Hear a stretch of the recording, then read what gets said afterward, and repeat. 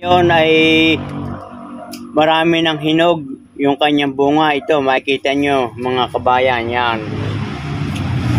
Ang ating gagawin ay ating puputihin na yung mga hinog at ating gagawing binhi at ating patutuyuin para tayo maraming pangtanim. Ito mga kabayan, atin ang puputihin itong ating hinog na bunga ng Ternate Blue. Napakaganda mga kabayan at napakatataba. Ito ay siguradong sisibol na.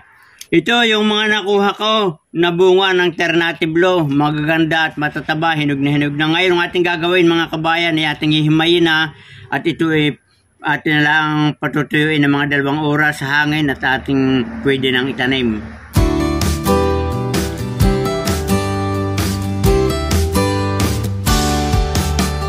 Kabayan, ito na yung ating nahimay na bunga ng Ternate na aking pinuti. Ganyan lamang at ating patutuyuin ng mga 2 oras o 3 sa hangin at saka natin ilagay na sa safe na lalagyan at pwede natin itanim. Good luck and good health mga kabayan at sana nagustuhan nyo yung video na ito.